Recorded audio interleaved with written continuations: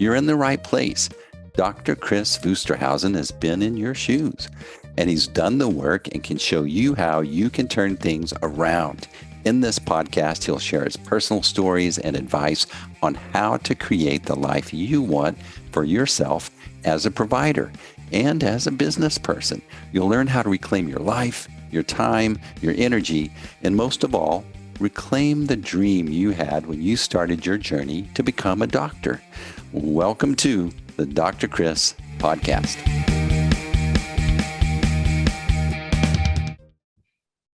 So welcome back to our second episode of this new series with Dr. Chris. And, we're landing upon the name of the series, but we wanted to go ahead and start recording. And here's the thing. I've always been frustrated. I'm Steve Brown. I'm the co-host, and Dr. Chris is obviously the one that we're following and love to know here. But here's the thing. All my years of going to the doctor, it seems like things are rushed. I feel embarrassed if I want to ask an additional question. I feel like I'm being a bit of a burden. And there's so many questions I have about my health, and it's important. And why is it that we may not feel comfortable asking our doctor to stop and focus on me and help me understand some things? Because it seems like if the doctor is driving my health and they have so many patients, how can they really be caring for me to their best if they're not considering my input? They're not considering my concerns.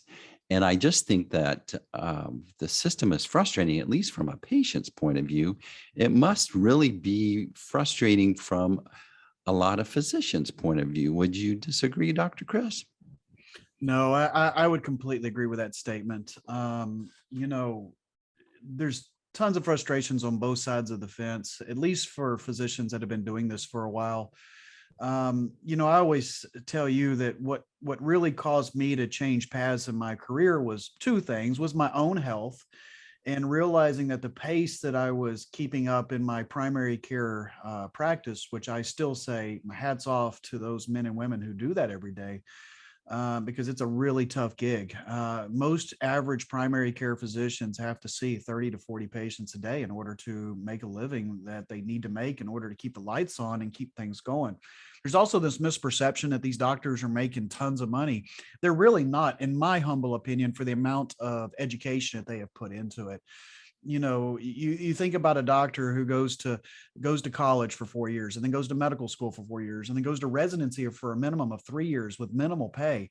Before they actually get to start making a real paycheck, they're already into their late 20s, early 30s. And so when you really put that into perspective, the hours that a physician puts into their practice before they actually get to make a living, I think sometimes I can help change the perspective of how much physicians make. The average primary care physician does not make a tremendous amount of money, but because costs become so high with, when I started with the clinic that I used to be with, it was myself, a nurse practitioner, and like 4 employees. When I left that practice, we had 4 providers total and over 25 employees. The amount of cost that was there was just incredible in order to get everything billed and collected and supplies and just see the patients. And so I just saw the writing on the wall, and then Obamacare came out. And I'm not here to blast Obamacare. That's not the point of our podcast. But I remember something that President Obama at the time said that totally changed my perspective on everything. He literally said, and I don't remember if this is an exact quote, but it's pretty damn close. He said, doctors should be happy because now they can see more patients every day because more patients are going to have access to medical care. Very few physicians you run into want to see more patients every day, unless they're just starting their practice. Most physicians have more than enough patients to see. They want to know, how do I take care of these patients in the amount of time that I have? and that's what kind of prompted my change. Like I said, my own health and this really frustrating pace. I totally realized that there was no way I was going to able to do this for the rest of my life. I actually, a point in my career, and I haven't told many people this, I was looking at other alternatives outside of being a physician. I even looked at going back to law school, or going to law school, not back to. I never went, but I just fell into this rut of like, I can't do this for the rest of my life. Now I was seeing the most complicated patients because I was running a county clinic, seeing, 25, 30 patients a day of 10 to 15 plus medicines on every patient. And I made a difference in those people's lives, but I realized that I felt like I could do more for these people if I just was able to.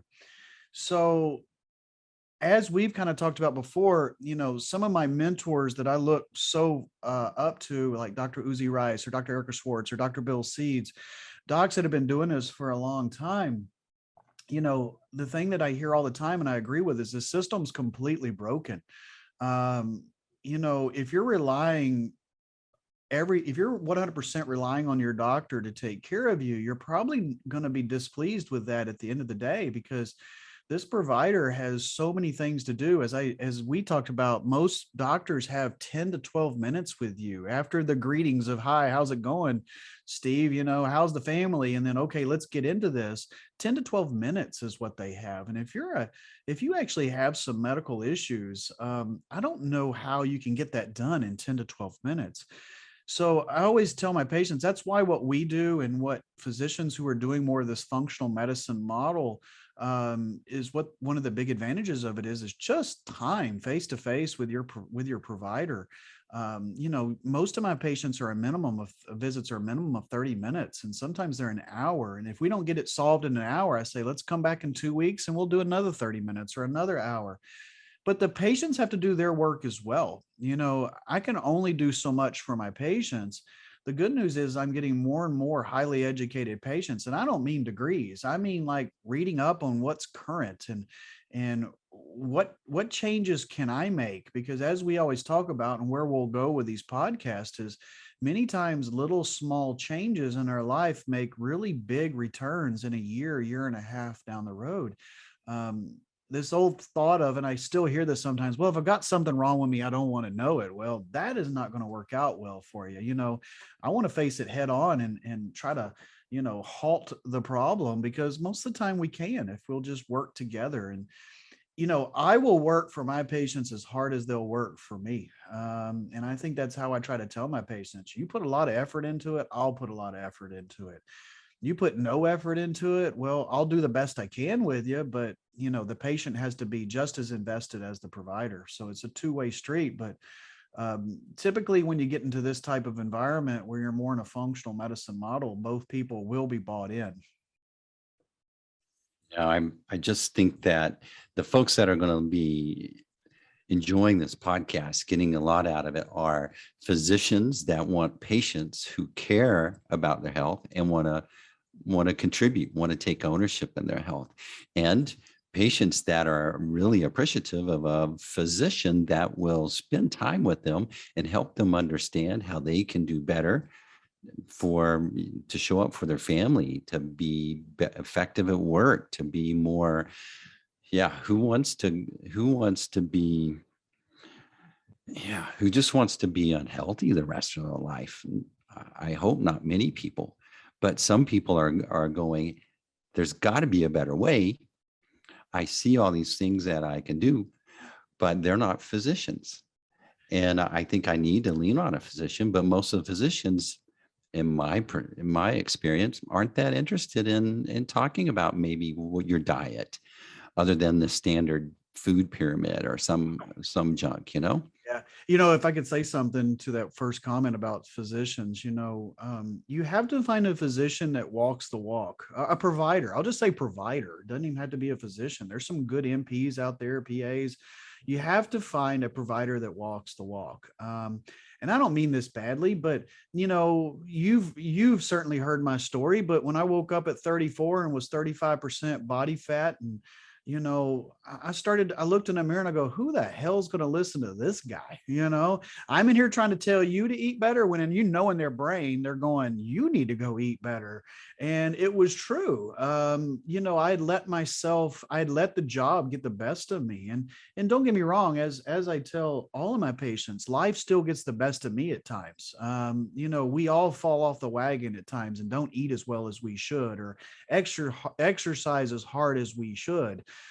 There's very few that don't. And any of them that say they don't, they're lying to you. I always want my patients to know that I'm human just like they are. And I go through ups and downs with exercise and nutrition, but I don't let myself fall off that wagon and, fall, 4 counties behind. We try to stay up on it, and we just dust ourselves off and keep going. And I talk about these things with my patients. I talk about my weaknesses and what I struggle with, because you might relate. Then again, you might not. You might have different weaknesses. And I think that's just good conversations to have. So I always tell my patients, especially my new ones, I try to make every visit feel like a conversation, not a doctor's visit, because, I get the most out of biohackers and podcasters and things like that these days. I'm not saying that that's where I get my medical knowledge from, but I certainly get ideas from, like, wow, that's really interesting. Let me go research that and see what I can figure out about that. And I just think that, patients and providers having conversations is what needs to happen, where so much is just, you need to quit smoking, you need to quit drinking, you need to do this, this, and this, and boom, they go off to the next room. And it's like, okay, what the hell was the purpose of that visit? Or another medicine, instead of, maybe we don't need another medicine, or maybe we do, but how do we undo what's causing this problem? That's, um, um, what is going wrong to cause them now to have high blood pressure and diabetes and these things? What can we be doing to try to unwind this ball of yarn, instead of just another medicine, another medicine, another medicine? Because that is what medical care in the United States, for the most part, has become, is another medicine, another medicine. My simplest example of that is when I went into the medical field, when I graduated, medical school in 98, the initial treatment for diabetes type 2 was nutritional counseling. Now there is no such, when you go to the American Diabetes Association, they've taken out nutritional counseling. It's just medications. Day one, boom, medications. We don't even give the patients a chance to change their lives anymore. Why is that? Well, because doctors have gotten burned out on patients not wanting to try. And they just, well, why do this counseling? It's not going to do any good. That is true sometimes, but there are a lot of patients out there that really will change if we give them the dedication and time to do that. So unfortunately, it's not mainstream. I mean, that you do have to sometimes go off the beaten path to find providers that are really willing to work with you on your medical care. But it is available if you can. I know sometimes cost can be a problem for patients. That's why, at your office, we try to create different programs that maybe, hopefully most people can afford. We are a cash pay practice, but that's the only way we can pull this off, is being a cash pay practice. If I take insurance, I'm back to seeing 40 patients a day, and now I can't do this anymore. I mean, that's why sometimes patients are like, why don't you take insurance? I can't take insurance. I can't take insurance and do what we do. I won't make enough money to keep my my lights on and keep my practice going. So that's why we don't take insurance. You One of thought many about reasons, I should say, actually, one of many reasons, but So if we thought about what's the real villain in this relationship? You know, you, when we think about medicine, I think we've been programmed to think that we go get a prescription and we take one pill a day, and it's one size fits all mentality is one villain. The insurance really driving the initiative with most medicine would be a villain. What are some other villains that are in this story? well, and going back to the insurance, one of the other reasons I tell patients that I got out of the traditional medical model is because you don't work for your patients, you work for the insurance companies. Mm. And any patient that doesn't believe that's the truth has never been in a doctor's office for very long. They tell you what you can and can't order. If you order something and they don't like it, they make it so painful that eventually you give up, because who wants to sit on a phone call at the end of the day for 15 minutes trying to get, this approved whenever you've got six of them and they're all different insurance companies. So you got to have, six different phone calls to try to get these things ordered. So ultimately, no matter how energetic you may start off, you eventually fall for what they want you to do because you give up at some point. You lose your spirit. It's like, I don't have time to be on the phone 2 hours a day to get these MRIs or CAT scans or whatever approved. So we'll do it their way. What can I do for my patients? What medicines can I prescribe? Um, and so that's just such a huge issue. Just the American way is one of the biggest issues. We've become a fast food, literally, or multiple fast food restaurants on every corner. We're all so busy. We all have, these guys hanging around all the time. We're at instant, constant contact with the world. I was listening to a doctor who did a little podcast actually with Jim Quick the other day. And I always like hearing other physicians and how they talk to their patients because it gives me clues how to talk to my patients because I never claim I know it all by any means. And, one of her things she tries to talk her patients into is set a time every day to just completely unplug from life. If you can, turn the Wi-Fi off, turn your phone off if you can, or just at least set it to the side for a few hours in the night and enjoy your family or, do something that we're not all IT driven. There's a lot of studies out there that even say maybe the Wi-Fi causes us some problems and anxiety and poor sleep. There's just, I just tell patients the biggest thing that's causes our problems these days is just the pace at what we live. I mean, we live at 110 miles an hour all the time. We never unplug. Most of us eat bad foods. We grab cheap, quick foods that are ultimately high inflammatory, high sugar, and just not good for us. Combined with a medical system that's broken, that isn't trying to fix us, it's just trying to put us on more medications. And it's just a recipe for disaster. And most people are not exercising. They're more sedentary. Even during the pandemic, I think it's made most people more sedentary, not less. I have a job where I'm fairly sedentary. I have to make sure that I get out there and exercise or it's not going to be good for me long term. So I mean, I just think it's a combination of all those factors plus many other things. Just patients making bad choices. We know that drinking is not good for us. I mean, there was a study that came out the other day, I believe it was in Europe, that basically said there is nothing good about alcohol. We've been told that, oh, well, it's good for our heart if you drink a little bit every day. And that might be a little bit true. The problem is all the bad things that alcohol does along with it. We drink a little bit, then we eat poorly, and then we are less likely to exercise. And if we do drink 1 or 2 drinks a day every day, we end up drinking 2 or 3 or 3 or 4 or 5 or 6. Everybody underemphasizes how much they drink. Oh, I just have a glass of wine at night. Well, how big is that damn glass? Is it a half a bottle of wine? What is it? As I tell my patients, and I still drink. I don't drink a lot anymore. And probably one of my big focuses of 2022 is actually to stop drinking completely.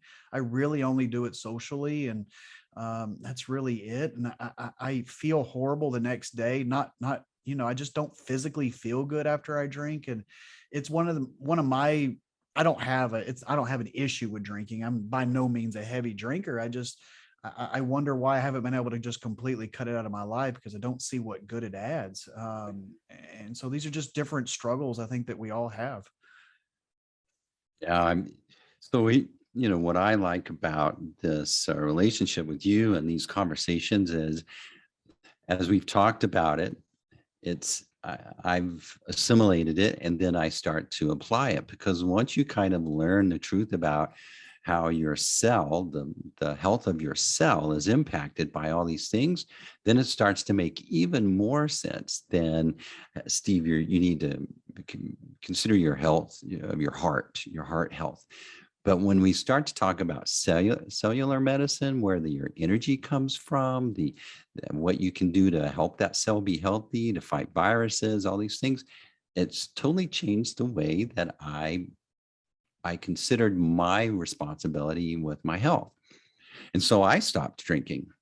I've had 2 or 3 drinks for 30 years. I obviously, I would admit that I probably made some poor business decisions, some poor life decisions, just because Mhm. I didn't feel good, or I was under the influence maybe, or especially health decisions. But I want to take more charge of it. So I decided, you know what? I'm going to hold myself accountable to do this thing that, for whatever reason, I talked myself out of doing, and that's like, once you go 3 months without having a drink, what's the big deal? What are you scared of? And I've done it. I feel great. But I was where you were. I would. I had 2 beers with some tacos. The most perfect meal known to Right. man. Right? The Mhm. thing that we love to do. And the next day, I felt like crap. And I finally asked myself, why? Why are you doing that when it impacts the next day? Mhm. No, I completely agree. But yet we all kind of go back to the trough of doing the same thing over and over that we know affects us. I'll give an example of my wife. She's had tremendous success lately, and it's all been because for years I've known that she had gluten sensitivity. I mean, she would eat gluten and then complain the next day about how her stomach hurt all day. And I'd be like, there's 1 + 1 = 2 going on here. And finally one day she said, you know what, I'm gonna cut gluten out of my diet. And then, oh my god, all of a sudden, and my wife is certainly, as you know, not overweight, but then she's been able to lose 3 or 4 pounds. Her bloating and just feeling, abdominal discomfort has gotten so much better. But why did it take her so long to come up with that decision? Because some of these things seem, I don't know, maybe we can't do it, or maybe it's going to be, I'm going to miss that so much and it's going to take plan and prepping. Um, when actually it just takes a mindset of, you know what, I just want to feel better. I just want to do better. And realizing that these small changes, that inflammation that you put into your body by maybe eating a food that you're sensitive to or even allergic to, or drinking something that is causing you bad effects, and how that's going to linger for hours and days. And you know why? I mean, why do we really need to do that? We're all strong enough mentally to pull this off. I mean, certainly if you're addicted to alcohol, then you need to sit down with your provider and come up with a real plan. But if you're like I do, 2 or 3 beers a week. Like, come on, you can just cut that out if you really want to. And I'm just about there. I really only drink now when I go to conferences, and I just, you still get in that social setting Yeah. of everybody's drinking, and you kind of become like a teenager again. And that's not a good excuse, but like, oh, well, everybody's having a beer, I'll have a beer. I don't want to feel like the odd man out, that looks weird, like, oh, you won't drink with us, when actually nobody cares. I mean, if they do care, they're not your friend anyway. I respect people that say, no, I don't drink. I'm like, man, good for you. That's a good thing. So I really think like simple things like that, see my patients for the first time, like soda and alcohol. Like, do you do either one of those, or do you do them both? Could you walk away from saying, I'm not going to drink soda anymore? Or can you say, you know what, I'm not going to drink alcohol for 3 months? Especially patients that want to lose weight and get healthier. I mean, I flat out tell my patients, if you won't give up soda, and by the way, that's diet or regular, if you won't give up soda, I won't help you, because you're not putting in any effort. I mean, if you tell me that soda is more important than losing weight, then what message is that sending your provider? I mean, seriously, you won't drink water? Because we know that like diet drinks are, I think, potentially worse than regular drinks for us. Our body can't tell the difference. Our body processes them as if it's a real drink. But the person that drinks diet drinks is under this misperception that they're calorie free and they're good for us. So instead of drinking like 1 12-ounce real Coke a day, they drink 5, 6, 7, 8, 2, 3 liters of Diet Coke a day. And I'm just like, oh my God, no wonder you can't lose weight. I mean, your body is just hooked on soda. And so, I mean, these are just small things. I mean, we see it all the time. Patients that just drop the Diet Coke out of their life, and it makes such a huge difference. But they've never had a provider actually sit down and explain it to them like that. I mean, it's such a simple concept, but they think, oh, if it's calorie free, it's good for me, or it's okay. And that's just not okay. It's not. So anyway, but yeah, no, I totally agree. I mean, some of these small changes that we can all make, and that's what we try to do, is we try to build upon things. We try to start simple. And you've got your patients that are ready to dive in deep from day one, and then you have your others that it's like the beach entry into the pool. It's kind of like, let's just slowly get ankle deep, waist deep, and then we'll finally dunk our head at some point. And that's really my job, is to get to know my patients and what they're ready for. Like, I'm dealing with a guy right now that I know that if I threw him off in the deep end, he wouldn't come back. I'll lose him. So we've got to hold hands slowly into the beach entry and just slowly wade out there until they're comfortable. But if you'll hang in there, they'll get comfortable. And those are just the patients that, if I was talking to another provider, you just got to bring them back frequently and just slowly do those 30-minute visits once a month. And man, you can make such big differences. There's nothing more rewarding to me than actually seeing my patients get healthy again, because that's just not something that I saw. Oh, I'm not going to say it never happened in primary care medicine. You would have that patient. I mean, I have a few that I think off the top of my head that I would always book them at the last patient of the day so I could spend 45 minutes with them. It was just, they knew that, hey, doc's probably going to be an hour behind when he gets to me, but he's going to spend 30 minutes with me, because they were trying, and I always said, if you showed me the effort, I'll show you the effort, even before I was doing functional medicine. But I mean, this was like one patient a month. I mean, that would actually make that kind of a profound impact on me as the provider, that, hey, Betsy's really trying to get better. So let's try to help her too. Most of them, did you send my script to Walgreens, doc? I mean, that's what they were really looking for. And that's just not to try to pay. Again, we mold traditional medicine with alternative medicine, with nutritional and educational counseling. We certainly still prescribe traditional medicines. I'm by no means saying that we shouldn't do those things, but let's also try to find the root cause of what's going on. Why is Mr. Smith not doing well? And can we maybe fix that problem so that maybe in 10 years, they're actually in better shape than they are today? And that's absolutely feasible for these patients. Yeah, I think I remember you need to cut carbs out of your diet, Steve. So that's anything, rice and corn and potatoes and sugar or whatever. But I remember thinking, yeah, but beer's non-negotiable. Okay. Now I remember thinking that I'll do all that, but beer's non-negotiable. But I tell you what really made an impression on me is when we looked at my labs, starting labs, improving labs. But there was this one thing, my pancreas just was working too hard still.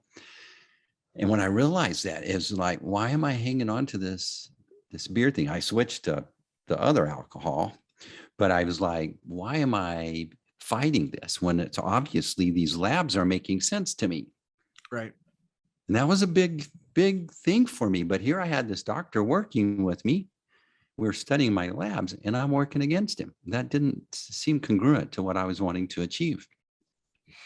Yeah. And, also, I think what helps is just, I always tell patients when they come in and see us, I go, wow, it seems like a big lab panel. And I go, wow, there's doctors that even do much bigger lab panels than I do. We can really, like I had one patient one time said they wanted every lab test that there was out there. And I go, okay, there's no such way to do that. Okay. And that would be like, I don't know, $100,000. I don't know. What would that cost? We try to do bigger panels to predict health down the road, because I love talking about diabetes because it's the easiest one to discuss. It's the one that most of us are all fearful of. We can really do labs to find out. Well, let's back up. They say that the average time that you've been a diabetic when diagnosed by a doctor is 5 years. So most patients have been a diabetic for 5 years before the primary care physician says, Steve, you're now a diabetic. When actually, if you're doing the proper labs, I can tell you usually 2 to 3 years before you become a diabetic that you're going to be a diabetic, so that we can prevent that step from ever occurring. And the key there is listening to your patients, looking at your patients. I can tell my patients generally that have insulin resistance many times when they just walk through the door. You just see it on them. They just ooze it from, being overweight and inflammation and redness and all these things just going, I can tell this guy, if he's not insulin resistant, he's gonna be insulin resistant. And I see it all the time. I just got a labs today that I told a guy, you're going to be insulin resistant, but you're not yet. And he hasn't listened to me. And guess what? His labs show now he's insulin resistant. So maybe he'll listen now. Um, but doing those labs also that we can start to predict some of these things before they occur. Now, I am a physician that believes labs aren't everything. If we rely on the labs, many times it's going to fail us because by the time the labs show things, we've already kind of missed the boat. But we know that, hey, Bill, you're 35 pounds overweight and you're 55 and you're not exercising and we know where this is going to go if we don't do something about it. If this patient requires me to show them labs that show this, well, we're waiting too long. We could be already working on this. The good news is usually my patients that are coming to me that are overweight, they're coming to me because they know that that's going to cause a problem. They want to feel better. Anybody that's ever gained 20, 30 pounds and then lost it's always going to tell you how much better they feel. I weigh now what I weighed at 34, but my body fat was 35% and now is 16ish. And so, how I feel even at 49 is tremendously better than it was at 34. I'm not saying I don't have maybe a knee that hurts a little more or a shoulder that hurts a little more, but if you had to make me choose literally how I feel at 49 versus 34, I'd choose 49 all day long. We can age gracefully. It is possible. We can slow down the aging process. We can't stop it, but we can help it. I tell my patients all the time, I think I'm going to give you more quantity of life, but what I'm really trying to do is give you that quality of life. I want my patients to be able to, because I don't know about you, but I don't necessarily want to retire at some point in my life. I do at some point in my life want to be able to work as many hours as I want to work, but why do most people retire? Most people retire because they can't physically do the job anymore. Either their mind goes or their body goes, and they just can't physically handle the work day any longer. I don't want it to be that way. If I ever do fully retire, it better be because I chose to do that for myself. But hopefully, what I choose is just to work till the end and maybe just not work as many hours. That's what, and my patients seem to really grasp onto that. As I always say, I'm a very simplistic person. You would not change the oil in your truck. You would, ever, realizing that if you don't do maintenance on your vehicle, that it's going to ultimately crap out on you before it's supposed to. The engine's going to lock up, bad things are going to happen. But yet most people put no form of maintenance or effort into their bodies. They don't put the same effort into their bodies as they would with their vehicle or sometimes money. Like one of the things when patients give me a hard time about spending money on their health care, I'm like, but yet you drive that truck out there with a 4-inch lift with $5,000 aftermarket tires and all this stuff, but yet you're kind of hassling me today about spending $300 or $400 on your health today. I mean, it just doesn't make sense. And I'll say it nicely, but usually that'll really kind of refocus them. It'll obviously go one of two ways from that point. They'll either buy in or they'll never come back. But sometimes I have to do that with my patients to really say, hey, where are we at with this? So anyway. Yeah, I think that's what we're looking for. Is we've got doctors looking for patients who want to participate, and it's fulfilling to see people get healthy.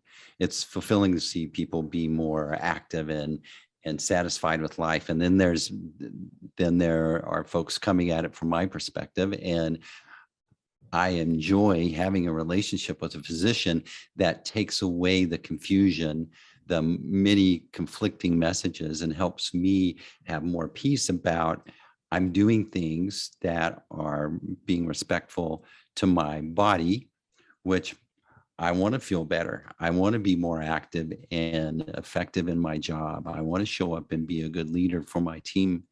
I want to be a good leader for my clients. And you can't do that if you have a hangover or you feel bad or you're like worried about something physical that's distracting you from just being the best that you can be in your life. Even if you're just overweight and you can't, you can't move around and be as agile and be as energetic. What I would go back to is doctors who are looking at doing this. If you're living the life and if you're living a healthy lifestyle and you look healthy and you feel good, you're going to attract patients that want the same. Patients that then start coming to you, you're going to find that they become healthier. Patients that literally come to your door are already healthy. Like patients that come to me now, they would have been my top 3% in my primary care practice back in the day. These patients still feel like I'm not healthy, and they really want to take it up to the next notch. It's like an athlete. Your high-end athletes always want to take it to the next notch. What can I do differently? How can I improve 0.5% on my performance? What can I do to do that? So it starts to build as providers and it's one of the things that I do is talking to providers that want to get into this field of medicine. Is just, you have to start with yourself. You have to show others that you can do this. If you aren't living the life and doing your part, you're probably going to have a hard time getting off the ground. So like-minded people find each other is kind of what I feel. And as I tell my patients, I'm not right for everybody. I have a certain way of describing things and saying things, and I like things really simplistic. I tell everybody, I'm joking when I say this, but I'm just a West Texas kid that likes to say it that way, that likes to keep it really simple so that I can understand it. If I can understand it, you can understand it. And that's how I like to do that. Other patients want really, these big eloquent speeches on why to do this, that, and the other. And we can do that if they want. But most patients just want some simple guidance on how can I do things a little bit better. I mean, like we've talked about, like just adding in sodium bicarb to your diet every day. We have this, our bodies are acid and base, just like back in chemistry, and we're supposed to be more basic, but most of us tend to be more acidic because where do our basics come from? They comes from fruits and vegetables. What do most of us not eat enough of? Fruits and vegetables. Most of us eat tons of meat and processed foods and boxed foods that have a lot of acid in them. So we live in this acidic environment, which especially the intracellular aspect of our cells want to be basic. It affects our immune system. So what are some simple things that we can do to just live a little better? Eat more green vegetables, and mix in sodium bicarb, which we always talk about Alka-Seltzer Gold because it's so easy to use. And it has to be Alka-Seltzer Gold, not Alka-Seltzer, because the gold is just literally sodium bicarb, baking soda. You can use baking soda, but it's powdery and it kind of gets everywhere, where the Alka-Seltzer Gold is cheap. You have to get it off Amazon. It's the only place you can get it, but you can drop a couple of those in a bottle of water, shake it up, and drink it with lunch and dinner, and really make some significant changes. Just like you and I talked about, and I'll just briefly mention it, just by simply being more basic inside can have a multitude of positive effects. Our immune system, our skin. By being basic, we're going to have less inflammation. Our skin is going to look better. Our bones, whenever we're more acidic, are trying to rob these basic buffers from our bone. So we become osteoporotic or osteopenic and osteoporotic as we age because we're too acidic. So our body's taking magnesium and calcium from the bones to try to buffer our acid that we have in our body. Whereas if we were already a little more basic, we'd leave that calcium and magnesium in the bones and not be trying to pull from them. It has an effect on our blood sugar control. So we're less likely to become diabetic by being a little bit more basic. So, I mean, those are just some of the really, really simple things. A couple of doses of baking soda every day can really do an amazing thing for our body. And we've got so many different tips like that for our patients, when they come in. It's just trying to start a program with them and seeing where they're at. I'm looking forward to the further conversations on this. This has been excellent, Dr. Kris, and I appreciate you taking the time. This is what people want. They want a physician that will take them serious and listen to their questions and help them think it through. And there are physicians out there that they're probably been feeling that feeling like you had long ago, where you made the decision to leave insurance-based medicine and start to go to private pay. Those are scary things. I'm sure it was a big step. Maybe in the next conversation, we kind of talk about that transition and all the ways that you had to wrestle with it before you made the final call and how it looks like on the other side. That's why don't we do that? Excellent. I'd love to do that. One of my favorite topics. All right. Perfect. So I think we are landing on a domain. It's going to be drkris.life. That would be drkris.life. By the time that this goes live, this recording goes live, I believe we'll have that domain set up. So I'm excited about it. Life. We're talking about life, the very thing that can take the joy out of life as being unhealthy.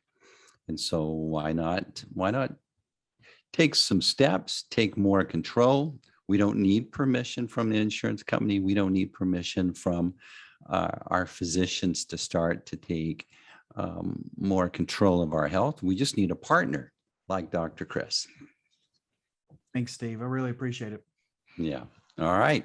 And that's a wrap. Thanks for joining the Dr. Kris podcast. If you learned something today and you want to connect and get more information, visit our website, www.drkris.life, where you can find more great information or even schedule a time to learn how you can engage with Dr. Kris.